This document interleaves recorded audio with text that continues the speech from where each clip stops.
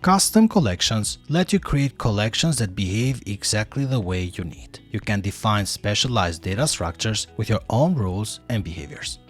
To start, implement interfaces like IEnumerable for each support, iCollection for count, add, remove, or iList if you want indexing. Examples include an observable collection that notifies when items change. You can tailor the behavior to your exact needs. Start simple by inheriting from collection or list and overriding the methods that you want to customize. Implement full interfaces only if you need complete control. So here I'm just going to create my collection, type T, and then I'm going to inherit from list of T.